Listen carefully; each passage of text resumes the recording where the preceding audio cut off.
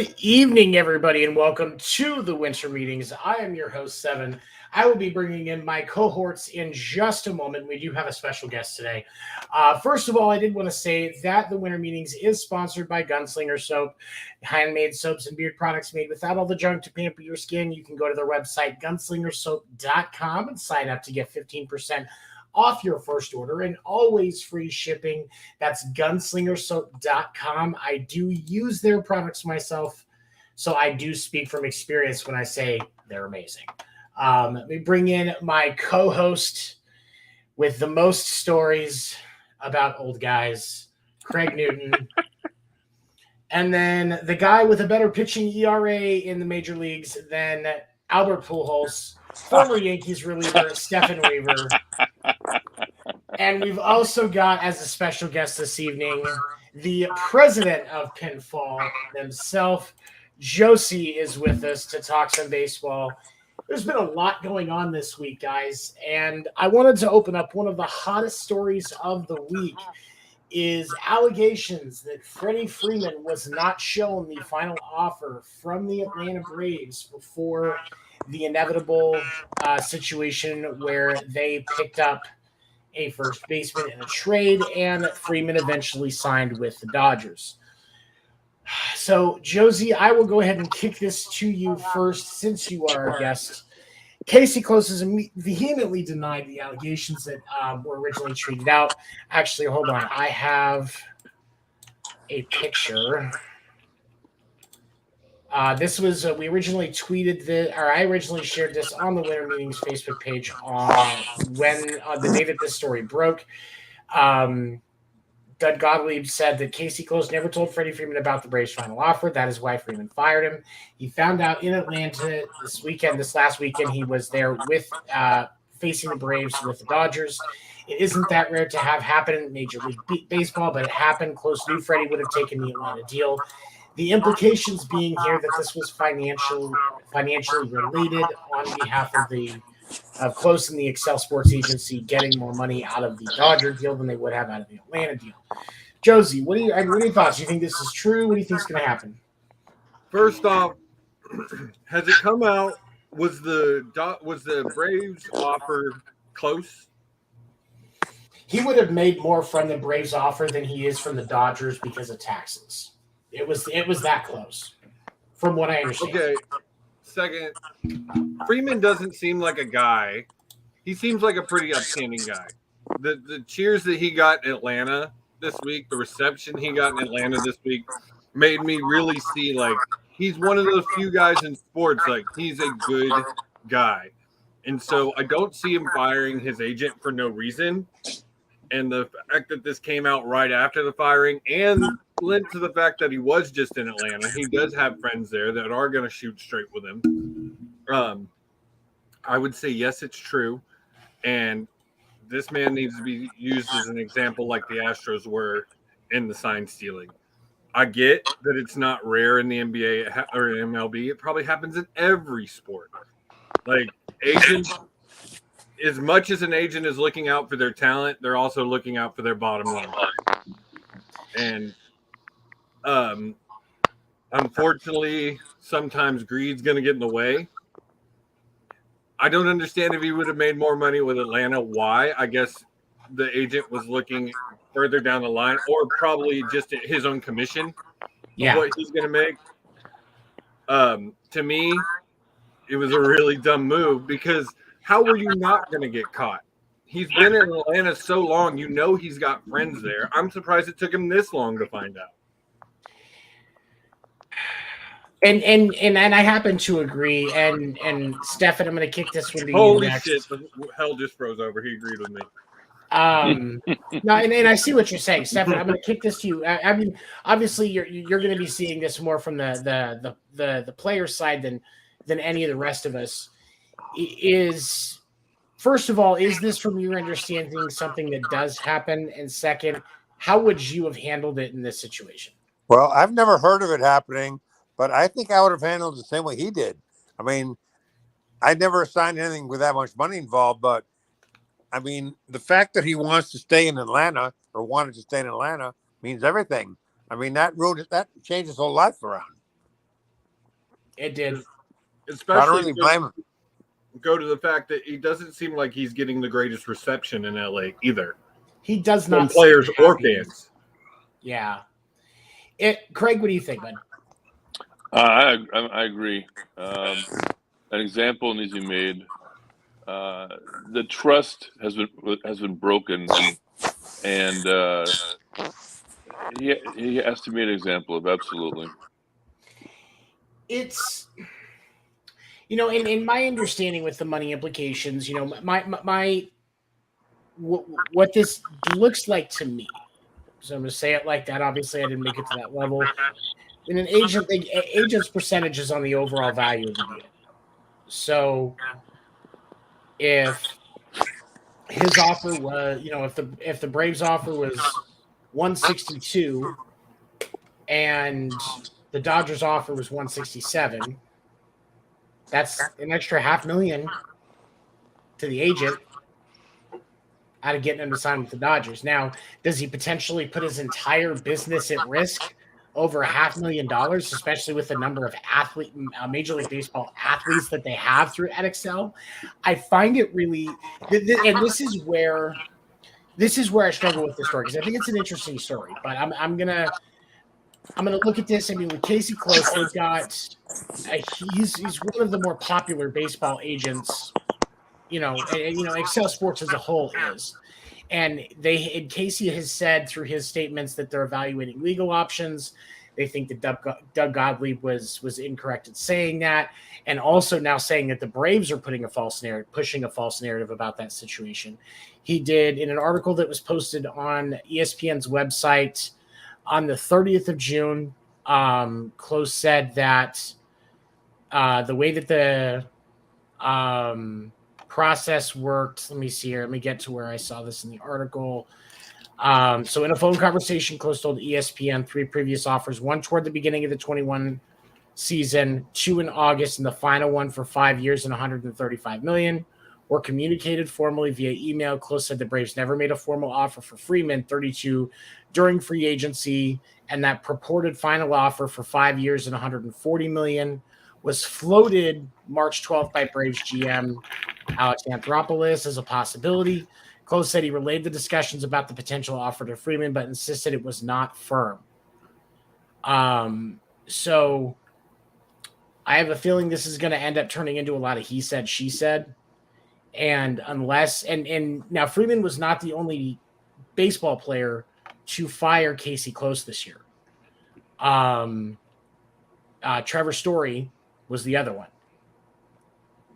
What was the reasoning there? Do we know? Nothing was ever said that I could find. So I can't. I'm not gonna. Can't say anything there. And obviously, Trevor Story is a fantastic position in Boston. Changing position and having a Gold Glove year at second base, and that's a big change going from short to second. A lot of people don't think about that. The ball comes at you differently, and he's still doing very well. So I don't know if maybe because I don't know, maybe Story's change wasn't just because of philosophical differences, or what that was, but it is worth noting that is the second player that Freddie was the second player to fire Casey Close this year. And the thing of it is, if anything can be proven, he should lose every client. Any negotiation that he was involved in would have to be completely evaluated. The MLBPA should be investigating at the very least to see where this is all coming from. I need to respeak. Like, there needs to be proof, and I'm hoping maybe an organization like the Braves, they've got to keep track of every offer they make. So I'm hoping the Braves have paperwork saying we submitted this offer this date, and then there is no he said, she said. There's proof. Right, and there's definitely no she said. he said. Right. But there's a huge breach of trust between a player and an agent when something like that happens, because I mean, most of the time that player's gonna be like, I mean, there are players that, I mean, especially a guy like Freddie, be like, look, I'm gonna take the lesser offer, but I'll make it up to you out of my own pocket. Like that's the type of guy Freddie would be. And I'm not saying that would have been on the table, like I know Freddie personally, but Freddie seems like see the type him of guy doing that that. yeah, I could see him doing something like that. So it's a very difficult situation. There's a lot of speculation going on. I think the biggest tell is going to be what the response is as far as the MLBPA and if any other players fire Casey Close to the Excel Sports Agency as a whole. If he has another player fire him within the next month, there needs to be a serious investigation. Because of the way that the those contracts work, a lot of players will just when the contract is over end it. But I think like I said a minute ago, players fire agents all the time. It happens. Right. But I think, I may be wrong, but I think an agent only gets a percentage of the amount he gets above what's already offered.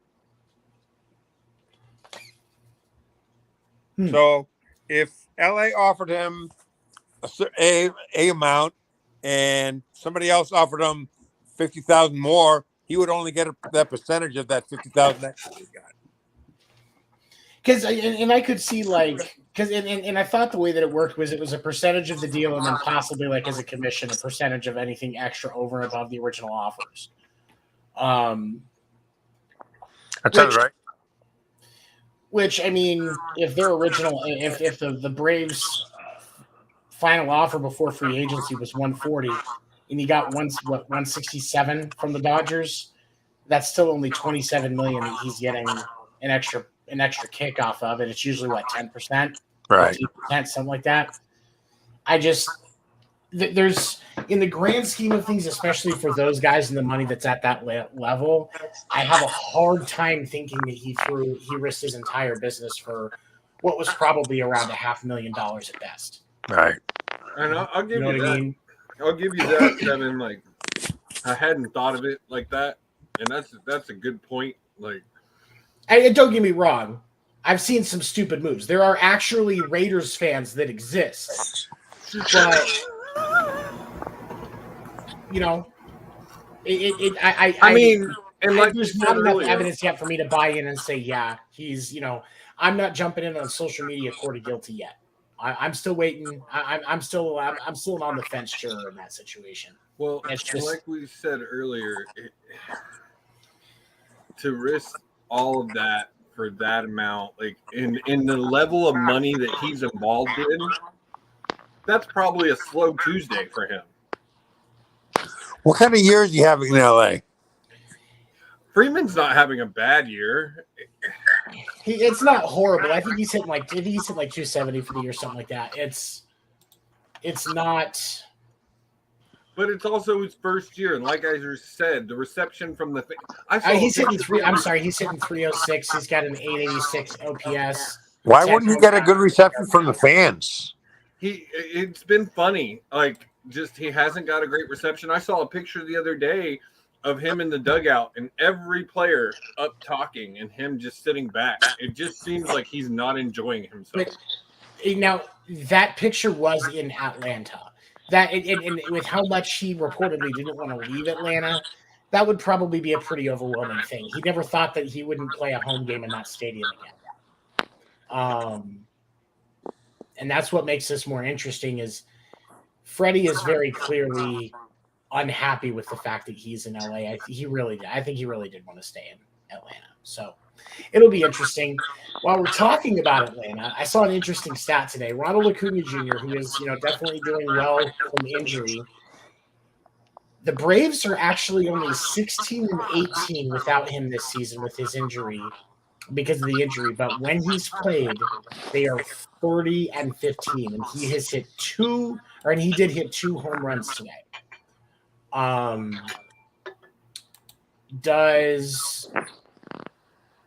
Is there anything that the Braves can do to not be in that much of a bind if Acuna Jr. gets hurt again? Who's the Braves' new first baseman? Matt Olson, and picked him up. I think it was from the A's. Yes. And Matt Olson, to his credit, isn't having a bad year. He is only hitting 248, but his on base percentage is 343, slugging 467, 810 OPS.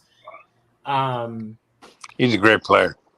He's great defensively. He doesn't have the offensive value that Freddie has, but he's definitely good on the defensive side. One of the better defensive first basemen you'll see.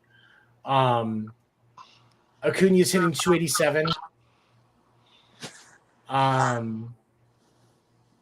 And obviously that's, especially for how young he is, because he's only 24. That's some pretty good numbers. That's young.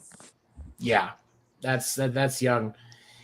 Craig, what do you think? Is there anything that the Braves can do to not have to rely so much on Acuna's bat?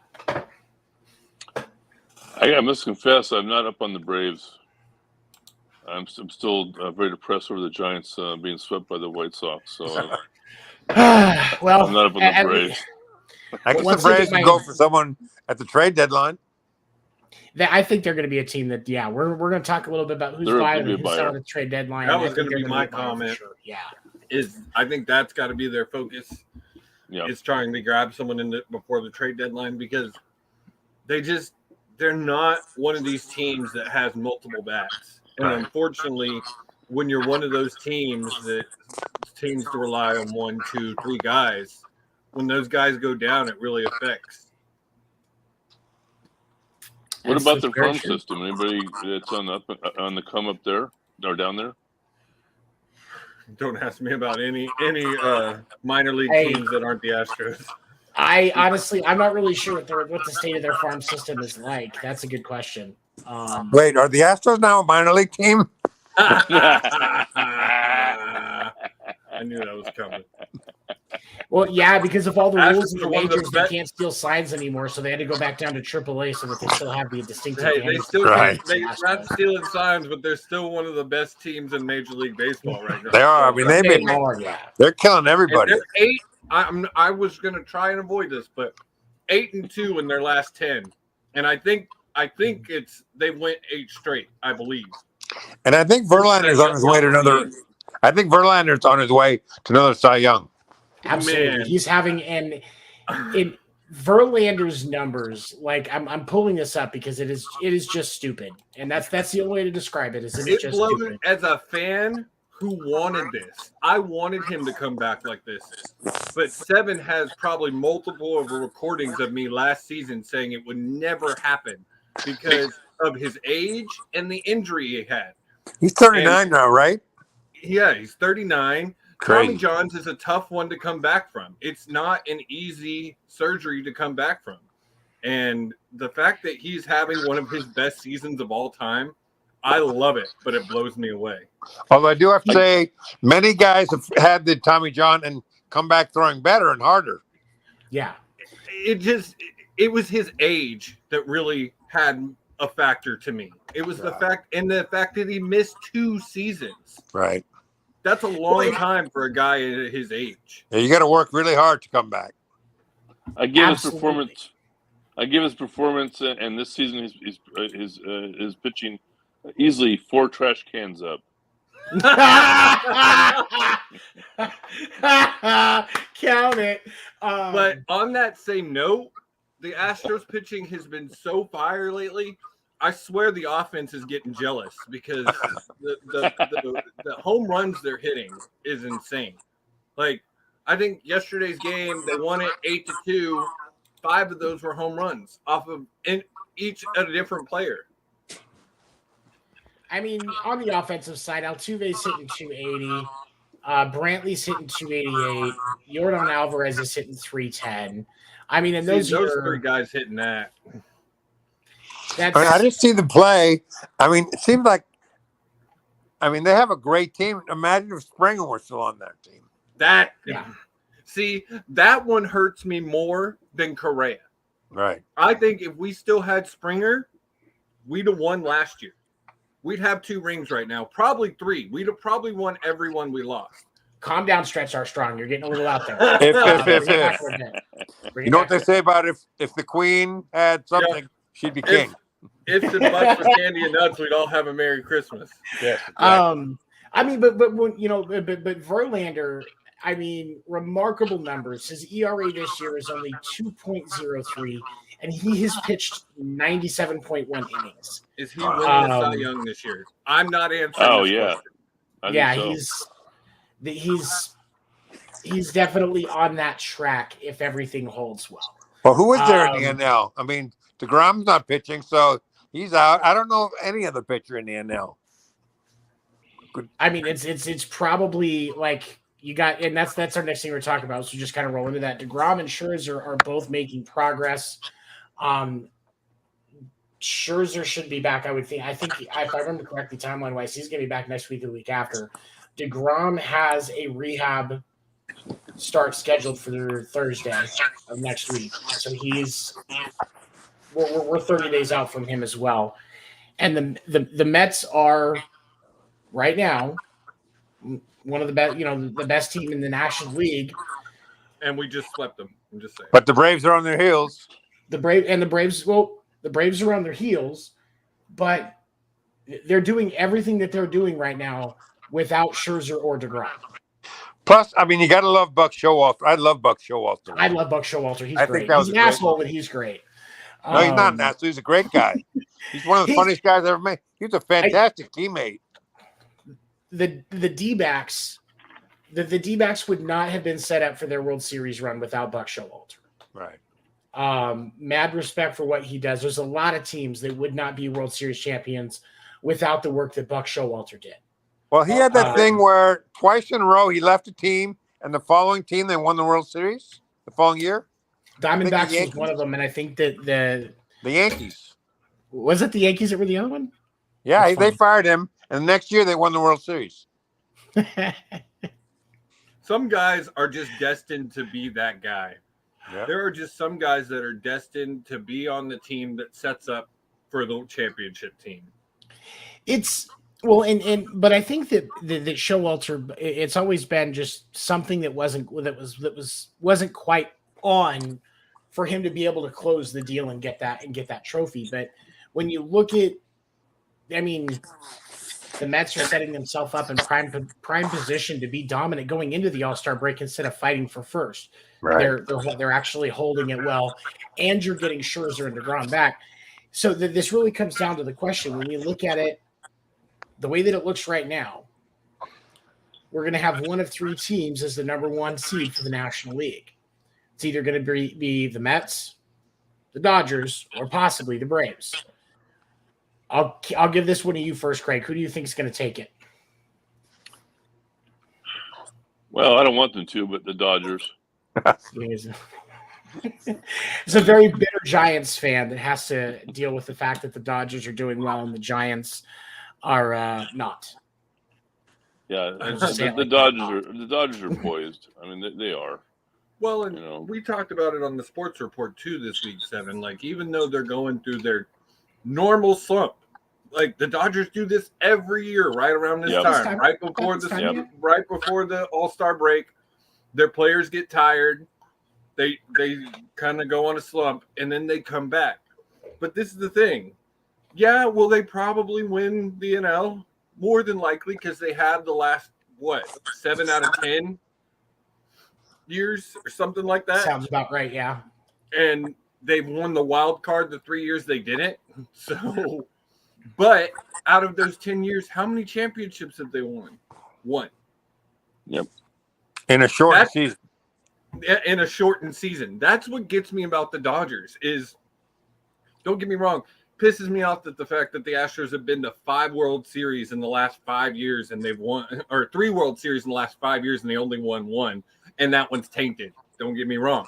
But if I were a Dodgers fan, hey, who did the Astros beat in that tainted World Series? Dodgers. But so that was a tainted loss to the Dodgers. They've had, out of their 10 tries, how many times have they made it to the series? 5, 6, and they've won 1 in a shortened season. If I'm a Dodgers fan, I'm getting frustrated with a winning team. Well, I because think the it's same never thing's going to close. happen with the Yankees. I mean, we talked about this last week on the Sports Report too. As far as the AL, I see no other teams but the Yankees and the Astros for the championship again. Which Well, they doesn't said make that last year too, but it didn't happen. The Yankees didn't even make the playoffs. Yeah, well, it wasn't They quite have the a much team better that we're shot of seeing this making year. the playoffs this year than they did last year. That's for better. Yeah, they They're do. number But, one in the AL, but I mean, but they even got the Astros by 6 games. well, They're they the were number number one one team in in the AL baseball last right year too, and the Red Sox beat them in a 1-game playoff. And that's something I brought up to you when you got on to me today, Seven, is your Sox. Like, yeah, they may not be doing great right now, but they're known to turn it on after the All-Star break and It's pull off that 1-game playoff against the Yankees to go all the way. you see, but here's the thing. Because of the fact that I see where some of the Boston's weaknesses are this year, I don't want it to come down to a 1-game playoff. I don't want that stress on my shoulders because You're gonna have a heart attack. I have enough issues with anxiety. I don't need more influences to make me more Feel anxious. that. No, Tony, I disagree. I think a 1-game playoff would be perfect because all you need is one great pitching outing, and that's what happened last year. I mean, Evaldi had the great game against Cole, and he won that game. But if you have a 3 or 4-game series, your weaknesses are going to be exposed more. But in a 1-game series, you can just sweep those away. I mean, all you need is one good pitching performance.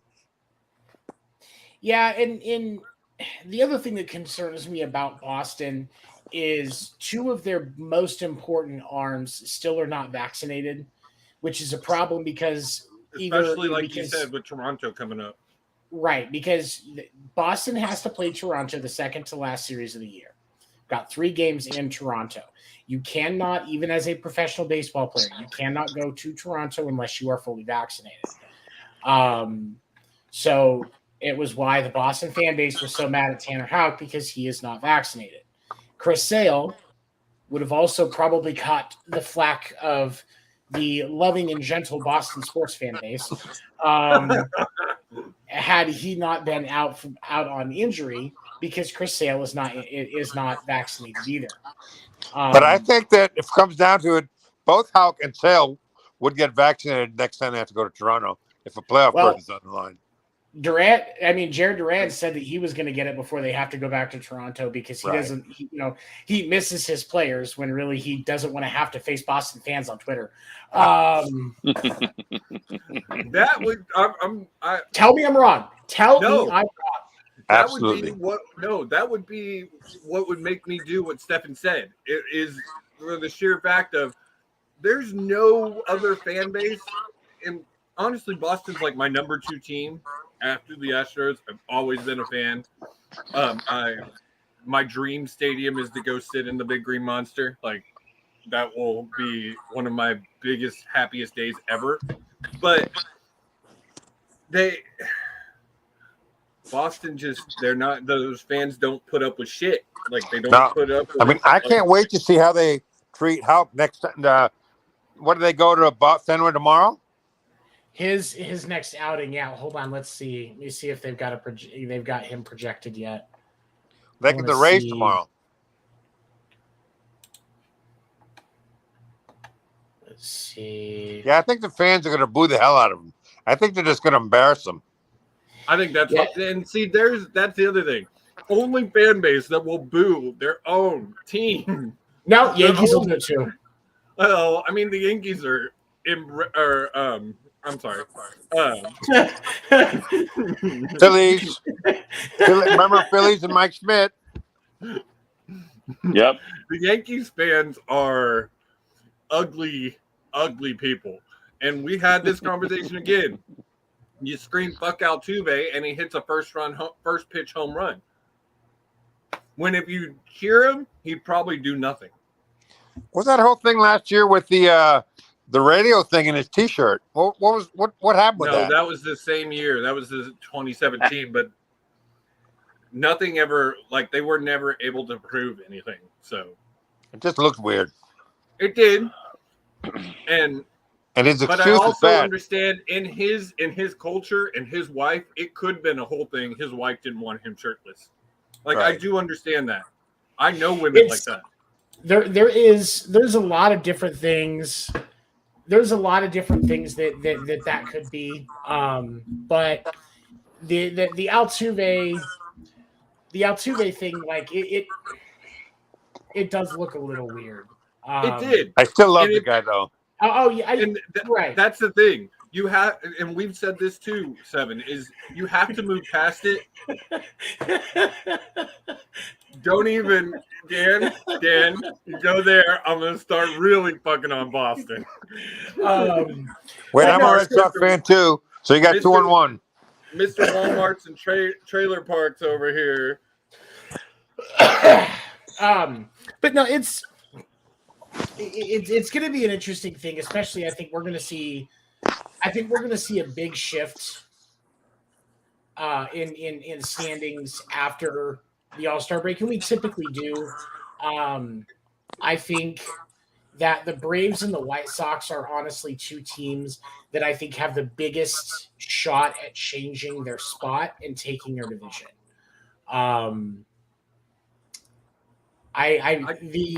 The reason why I'm accepting that the Yankees will probably take the American League East is not just because of their lead, but also with the fact that we have these expanded wild card slots now. We have the extra slot for each side.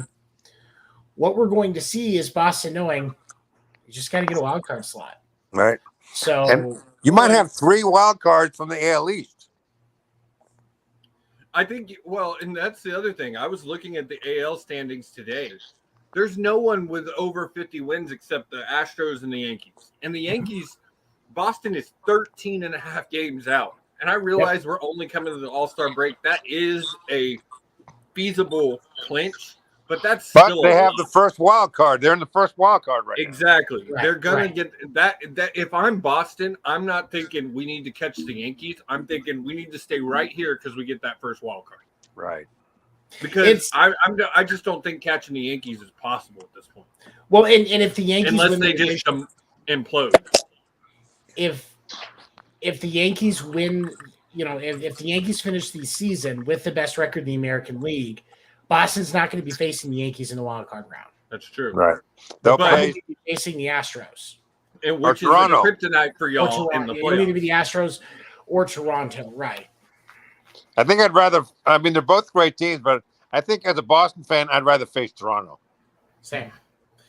I would rather face Toronto if Houck and Sale get vaccinated. Jaron Duran's already said he's going to, but we've got to have Houck and Sale when we go back to Toronto because they are they have a very powerful lineup. This is not to knock Toronto at all. It's because I'm saying it's because we need to have our best pitchers when we get up. Definitely. I mean, you're going to have the twin. Looking like this could change because the AL Central is the one division that's kind of open, but it's looking like the Twins win that division. Don't count on Cleveland.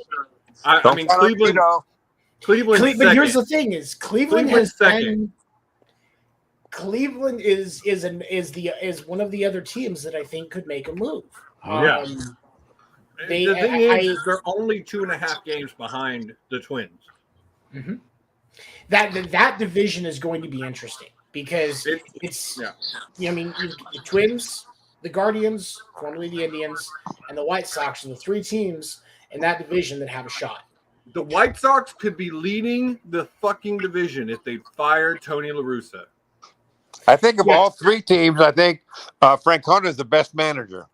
Absolutely. Between Russa and Baldelli and him, yeah, definitely Francona. And I think that's one of the reasons why the Twins are producing the way that they are. I know Boston fans don't have the best point of view with Terry Francona, and I get it. I understand why. But he is doing really well right now. And Boston fans love Terry Francona. Boston fans love Terry Francona. I love Terry Francona, but there are some Boston fans I've seen, and it's partially because I spend some time on Twitter looking to see what the discussions look like, just to see what people are saying and see if there's Oh, anything you I'm can't missing. do that. and it's I have to be in a really good mood. Like I'll pop an extra Xanax before I go into that rabbit hole because otherwise I get super depressed.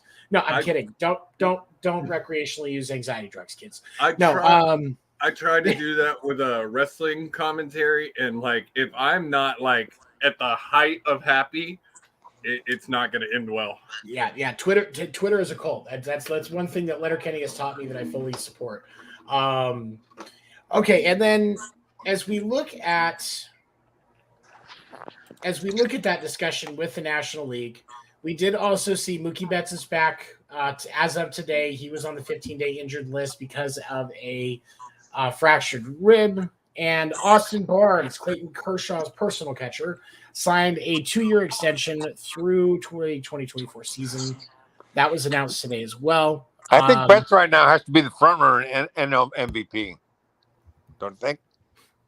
I don't think there's anybody in the national on the Nat. Well, I mean, maybe Bryce Harper if he'd have stayed healthy, but he doesn't seem to be able to do that.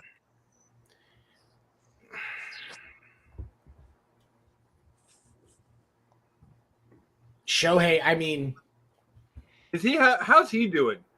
He's doing great. He had a great month of June. He's pitching great. He's hitting the hell out of the ball. He's pitching great. He beat. Is he not in the running for Cy Young this year? I don't know that he'll not be sure. for Cy Young, but he could still pull off another MVP. I think Verlander's got the Cy Young. Yeah. I mean, he'll get some votes. When we were talking about that, the only person that stood out in my mind that could take it from him would be Shohei, but I don't know the season he's having. So, I mean, pitching wise, like the month of June was actually stellar for him. He had one game where he got 13 strikeouts, and that was a career game. It's actually better than Craig's back. He had 13 strikeouts in the game, that beat Babe Ruth's career best. He also had an 8 RBI game the day before, beating Babe Ruth's career best on that by 1 as well. So, yeah, Shohei is moving very, very well. And I could definitely he still seems like the one. He still seems like one that could definitely hit that MVP, but he's got to have a huge second half, though. Absolutely. I think Judge pretty much has that MVP locked up. I did want to bring up 7. Did you see Jason Castro was placed on the IL for the Astros, and they brought up their first round 2019 pick, Corey Lee? Did. Go ahead. I mean, I love seeing Corey getting his shot, but no one's catching the ball except Martin Maldonado. That man has earned his place behind the base for the Astros. Definitely. Like I know he's not great at the bat. He's not. The thing about Maldonado is he's not great at the bat, but then one day he steps up and bangs 2-3 home runs out of nowhere. Well, really good catchers don't have to be great at the bat. And I mean, that's just a plus. You're totally right. Like that's where I think fans these days don't understand is not every player has to have a great bat. Some guys are just defensive guys, and they have to hit because they have to hit. But if they hit, and then there's Yella, who's not good at anything. But if they hit 240, if like he hits 240, that's a plus. The way he defends. I think that's about where Maldonado sits usually is 240, 230. But he'll just have those games where I can't remember the series last year, but in the playoffs, he was the only one in one series that had any hits. Yeah. He has some clutch appearances, and the difference between Maldonado is Maldonado can clutch, and he actually is very, very good at what he does behind the plate. Joey Gallo is just barely above average at his position and has gotten more strikeouts in the start of this season than Tony Gwynn had in the last 3 years of his career. Yeah, but he's a Gold Glove caliber outfielder. Exactly, and that's the difference. And we make fun of Joey Gallo a bunch because of the fact that he couldn't get his batting average above 250 with a tennis racket, but he's a great outfielder. But okay, so we did have something submitted, so we're going to take a brief break before we dive into the next topic. We had somebody that submitted, and they wanted you, Stefan, to take a look at a couple of things. Okay. To see if you could verify if this looked like. Does that look like your autograph, Stefan? Because it's supposed to be. Yep. It does, actually. It is. Okay. And then this is The another fact that picture. Craig here. knows that. Well, I got Stefan a couple of his cards. You did. And Yeah, then I eBay. think we've seen this one before, Yeah. the National Yeah. Sounds card. Yeah. Yeah. The Dan Warner, the guy that co-hosts Sports Report After Dark with me, he actually he does a lot of card stuff, and he. Do you have my big league card? I know Craig has it. I think he grabbed your big league card. He said, I gave it. Yeah, I sent it to you. See, Dan. See, Stefan. It's legit. It's legit. Because that's yes. actually, I think Dan told me that's his job. He sells baseball cards, pro cards. He does. Dan's actually, and he will just send me gifts. And I honestly think I figured out that it's just cards that he doesn't think he's gonna make enough. Yet he has never sent me an Astros card. What the fuck, Dan? That's because you can't predict that they're coming. You won't hear the trash can bang when the mailman gets there. But this is definitely thanks to Dan. It's a medallion for my boy Mookie Betts. Nice little Tanner Houck card right here that I like. Oh, this will be somebody from back in the day. This is a jersey card of Rafael Palmeiros. Mm. I did not do those PEDs. I did. First, he had to learn to speak. First, he had to speak English. I did not do. I'm not gonna rag on someone because of their accent. No.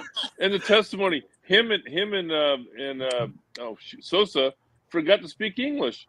They had people next to them translating basically what the senators and congressmen were asking. It was hilarious. Yeah, but as soon as it was over, they spoke fluent English. Oh yeah, it was a miracle. It was a miracle. Oh man, I still do believe that they should get recognized. I understand you got to kind of wait it out, but they should both still be in the Hall of Fame. Well, Stefan, I don't think any of them should be in the Hall of Fame. You don't think any of them should be? Nope. I don't think Pete Rose, Clemens, McGuire, or Sosa. I don't think any of them should be in the Hall of Fame. I mean, in every clubhouse you go into, minor league and major league, there's a huge poster on the wall that says, "Gambling on any sport by any player is strictly forbidden and will be prosecuted to the full extent of the law." So he knew exactly what he was doing. Oh, Pete Rose knew what he was doing, but he should still get in as a player. I'm not going to say anything recognizing any of his coaching skills because I've heard a lot of horror stories about him as a coach. But as a player, one of the best pure hitters in baseball history. He should get recognized. Do they have a category for just as a player? I was gonna say, they do that all the time. Really? Yeah.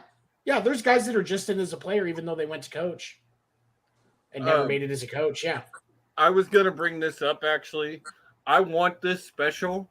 Dan and Stefan going at it on PEDs in baseball because Dan is a big believer in they should be allowed. That it makes excitement for the game. Cheaters. And here's the thing. And here is Dan's point. And again, I'm still no, there's no point. But Dan's point is this: there's obviously individuals, the steroid era. Aroyd himself is a prime example. He was getting his PED usage was all doctor monitored, no side effects, and he obviously was a Hall of Fame player without it. He was putting up decent numbers. But a lot of those guys were Hall of Famers without it. Bonds, Clemens, they're all Hall of Famers before they were caught. But you were, but everybody else was, so they had to, so that they could still be at their level just in the new comparison. But if everybody's got access to it, all we're going to see is remarkable stats that we haven't seen before. We're going to see new play and different stuff, but the playing field's still level if everybody has access to the same stuff. But, I refute that by just pointing out Ken Griffey Jr.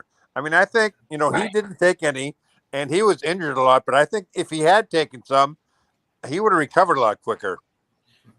Junior would have been and Junior is a Hall of Famer, Right.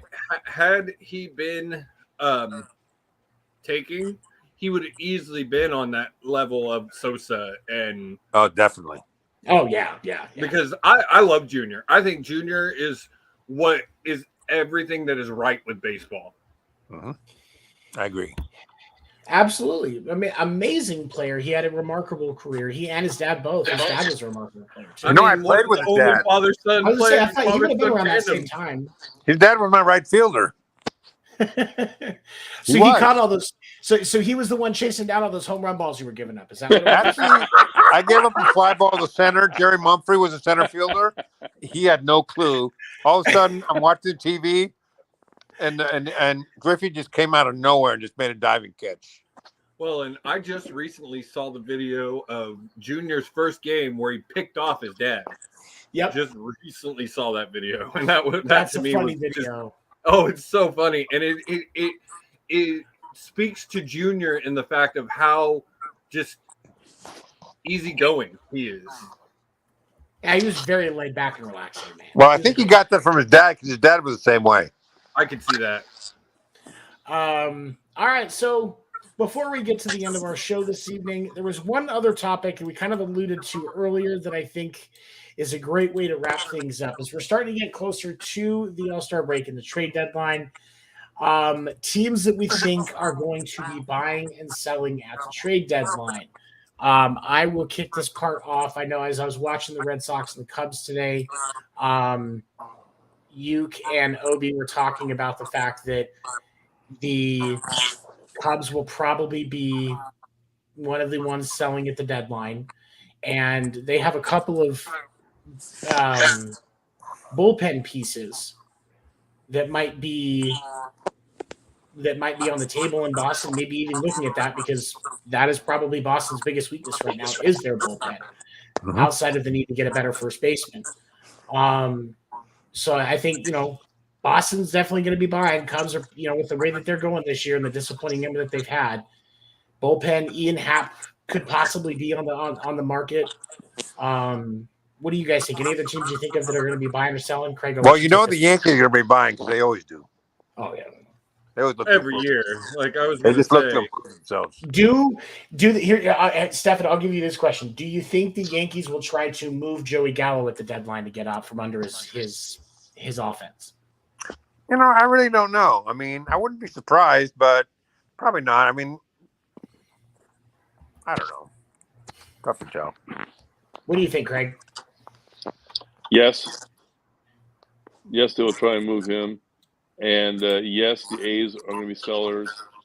Yes, your Diamondbacks are going to be sellers. Oh, yeah. I think all teams that are in the lead right now are going to be buyers, and teams that are out of it are going to be sellers. I was going to say, I could see the Astros buying a couple of good. I don't know what they need right now, but just to hold, because like you said, Stefan, just to hold your position, you got to buy Right before the trade deadline. Yeah. That guy Alvarez is incredible. Oh my Alvarez is God. amazing. Remarkable athlete. Me and Dan got into it this week because I compared him to Judge, and he's like, the fact that Jordan doesn't play a position makes Judge better, which I don't necessarily to agree with. But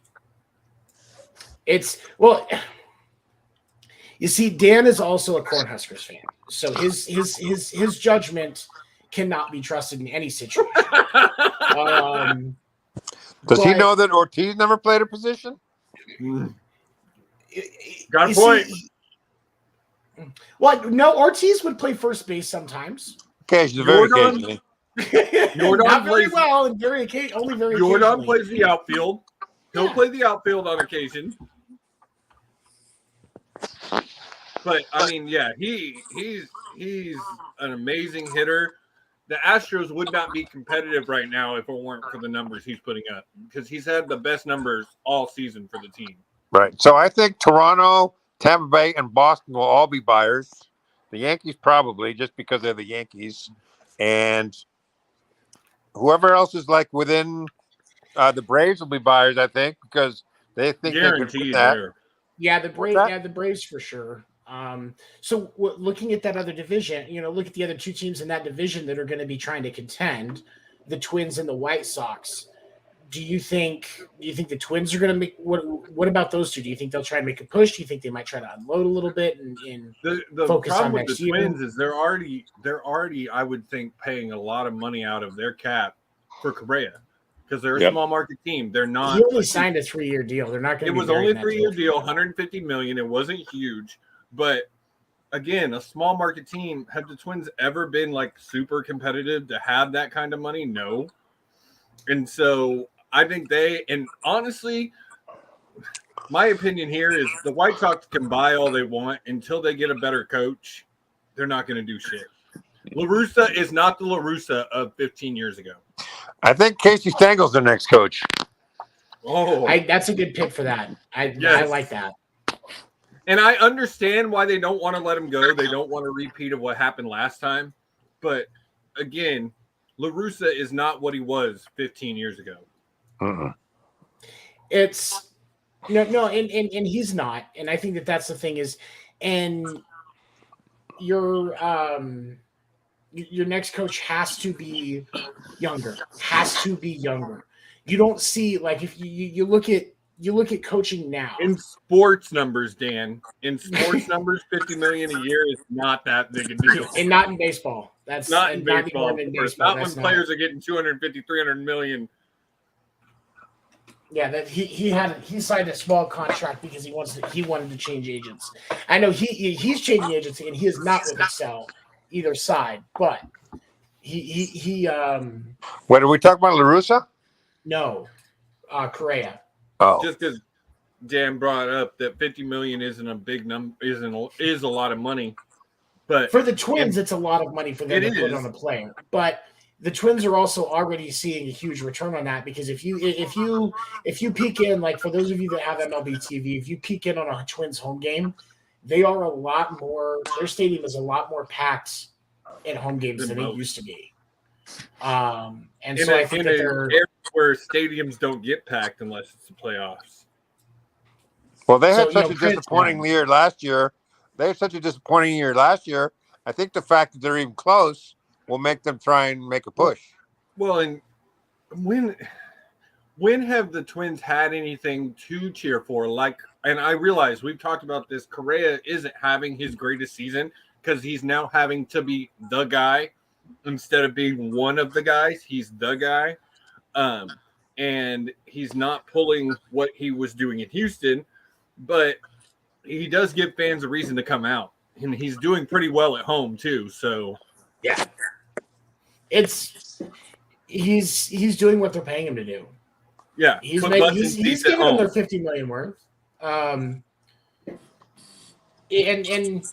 that's where it is. I think that the White Sox sell, and the reason why I say that is I think that the owner of the White Sox, it starts with an R. I can't remember what his name is. Like, I know it's not Ref Snyder, that's the Boston player, but Ryan Storff or Rabel Ruse or whatever the Yeah, I think it's Ranksdorf. Yeah, something like that. The owner of the White Sox, and I think he's going to let Tony finish out the season because Jerry Riesendorf. Riesendorf, I was close. Yeah, he's also the owner of the Bulls. And he's sick of not having any championships since Jordan left. So, and I think that's why he brought Tony back, was because he was thinking that might happen. And it's not. So you let him finish out the season. You let him finish out the season. You start to get things ready for the next coach to come in and actually get them back atop the division where they belong. I think the White Sox sell at the deadline, and I think they ended up finishing third in their division. So And you think at this point the White Sox are already saying, we're going to go ahead and let this season go, and there's going to have to be a pretty ready. remarkable change between now and the All-Star break. It would have to be them firing La Russa, and if they're not willing to do that till the end, I've come to the point where I don't think Tony La Russa is getting fired until after the season. And if I were La Russa, I just quit. Oh no, really? No, he's still got to. If he stays, if they don't fire him, he just stays. It's a couple $1 million he's going to get. I mean, he can buy a lot of Cuban cigars and cocaine with that money if he wants to. But I think they won't fire him just because everyone's gonna say I told you so. Yeah. He fired him once before. That I think that was Gryffindor's problem. Is he fired him once before, and then Tony went on to win what 1, 2 series after that? Three. 1 with the A's, 2 with the Cardinals. But again, that's not the same guy you were getting with the A's and the Cardinals. And the A's at that point were also implementing Moneyball.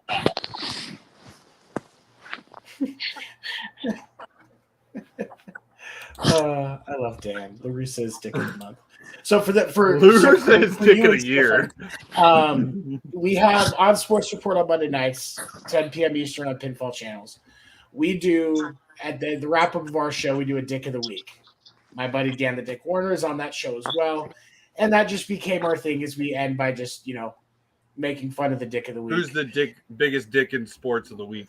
And Tony La Russa last year was quite frequently my go-to. Tony La Russa and Stephen A. Smith hold the record for that award. Yeah. Like I don't want to run into either one of them in public because if they will find out how much I've labeled them as the Dick of the Week, they might beat me up, and I can't fight, so I'm just going to avoid them. Well, they're both lizard people, so yeah. Them and Skip Bayless. Okay. All right. So D-backs are obviously going to be selling. Nick Peralta, I think, is probably going to be one of the pieces that they move. I think they'll keep they'll keep Marte because he's kind of their franchise guy, kind of like the Royals holding on to Whit Merrifield. But I think the Royals could actually move on from Whit Merrifield too. So that piece will be interesting.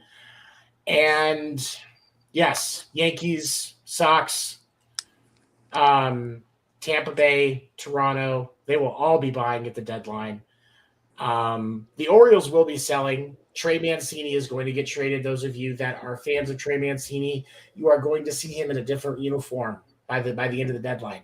I would love to see it in the Red Sox uniform, but honestly, I think he's going to go to the National League. All right. So before we get out of here, on that note, who, if anybody, would be a huge surprise to you to see move before the deadline? I will actually be shocked if Chicago moves Ian Happ. I know that with the time that he's been there, he's a younger talent. They could get a decent return for him. Ian Happ has 2 businesses in downtown Chicago now. A shirt store that is very Cubs oriented, and a coffee company that has some decent coffee, by the way. Connect Roasters is pretty legit. I've gotten some coffee from there. But there are some insiders that are saying that there's already feelers out about the possibility of moving him. Oh, Dan's got a prediction here. Xander Bogaerts is getting traded to New York. No, that's. I would believe, yeah. Xander Bogaerts is getting traded to New York for Aaron Judge. That's how that's going to happen. I actually think that Bogaerts is going to re-sign with the Red Sox. Yeah, he'll resign. And my sign that Bogey is going to stay and that Boston's going to make it happen is purely because they refuse to put Trevor Story at shortstop. Right. Because, even today, Xander Bogaerts got hurt by somebody sliding into second base and got hit by a heel spike.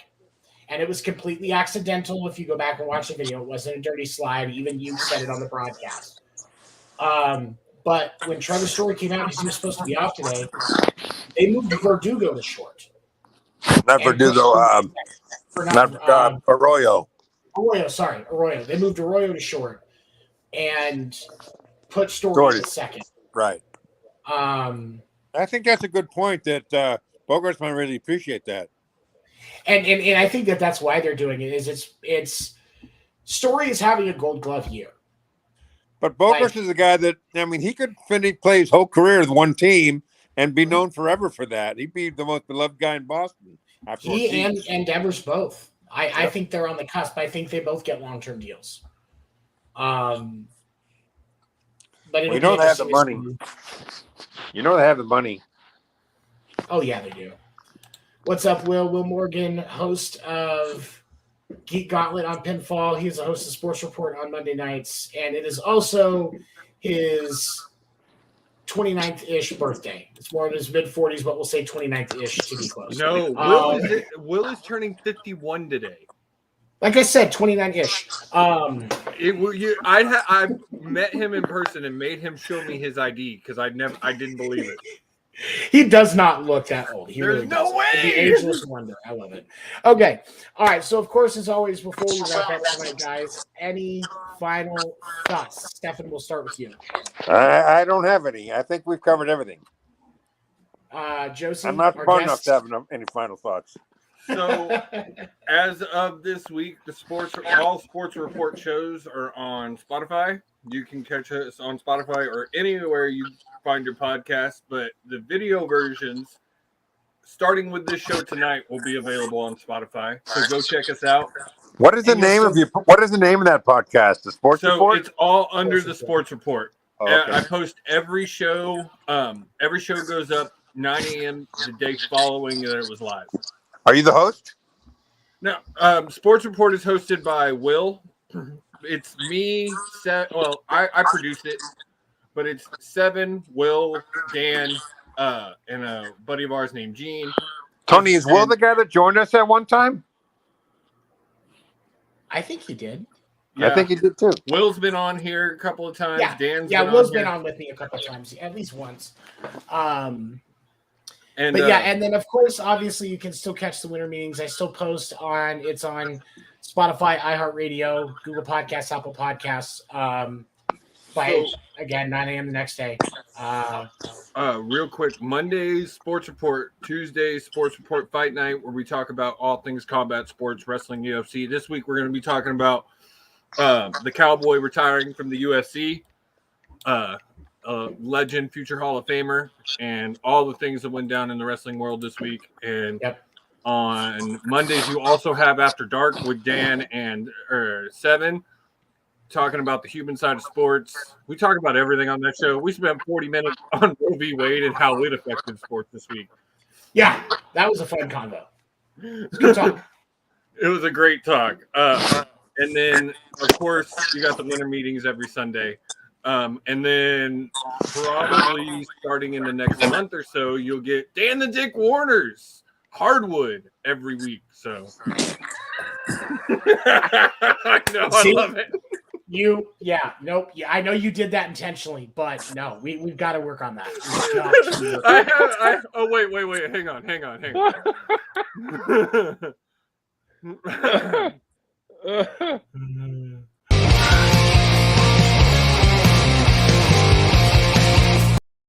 And there we go. Okay. He's got his own thing. He'll be happy. I finished it this week, and I have a version where I took out the Dan Warner, and it just says the hardwood with the dick. And he didn't like it because he said it sounded too much like a porno. I was like, that's perfect for you.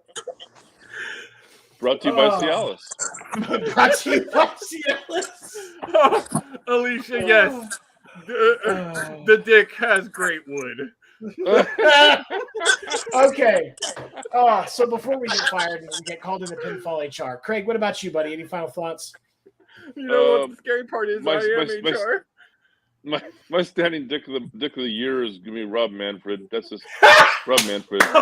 He's won it several times too. Yeah. He's I think I've given it to Stephen A. Smith a few times just because affirmative action, we gotta make sure we're meeting certain requirements for Stephen A. just says so many dumb things. So much dumb shit. He does. So much dumb shit. But okay. Yes, as they said, we have a great lineup of sports shows that air on the Pinfall Network, so definitely check all those out.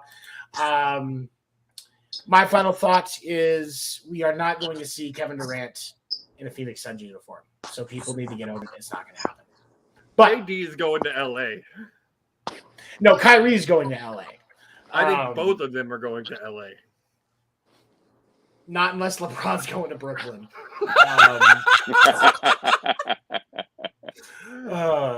Yeah, not unless LeBron's going to Brooklyn. Because don't get me wrong, the Nets leadership has made some questionable choices, namely letting Kevin Durant dictate a bunch of things that they should not have. Well, in drafting Harden in the first place. But giving up KD and Kyrie to the Lakers and not ending up with LeBron, there's no way. No way it happens. You don't think they'd settle for two instead of just LeBron? No, and part of it is going to be cap room, and just kind of like Will said. Yeah. Oh, damn it. But yeah, just like Will said, Lakers don't have the cap room for both, but Kyrie will go to LA. That will happen because Kyrie needs LeBron and LeBron needs Kyrie so that they can both get another ring. Kyrie is LeBron's Pippen. That's what it is. I'll just say that. I'm triggering Dan right now, and he's going to call me after we're done and yell at me. But that's what it is. But all right. This just in from the Warriors. Hold my beer, Lakers. Hold my beer. I mean, I've already heard KD's going back to the Warriors. I've already heard that. It's not going to happen. There's no... I also heard that he's going to end up in Houston, which even as a Houston fan, I'm like, come on, guys. Y'all can do better than that. That's a bold-faced lie. No one wants to come to Houston right now. No. Well, yeah, no athletes want to go to Houston because none of the massage therapists are going to feel comfortable to trust them. Honestly, I feel like Houston is playoff berth away from if they had a good veteran, because they do have a great young team, but the problem is they're young. If they could get a veteran like KD, it would at least get them playoff. But KD's wanting that ring; he don't want playoffs. No. Yeah, that's not gonna. No, KD will end up in Miami. That's right. That's Miami gonna end up with another 5-year dynasty that then implodes. Yeah. But all right, okay. So we're gonna wrap this up because I know that Dan's getting ready to call me about my comments at the end here.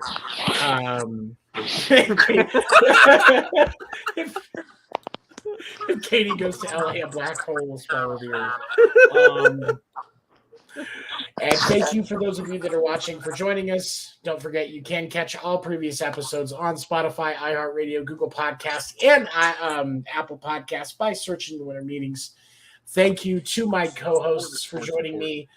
Everybody have a great week, and thank you for joining us on the Winter Meetings. Thanks, Tony. Good night. Have a good night, everybody. Nice talking to you guys. Where's the outro? Where did it go? Oh, it's different now. I got it. Hang on.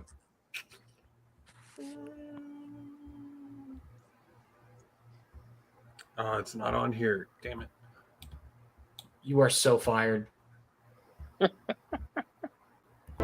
Oh, that's nice.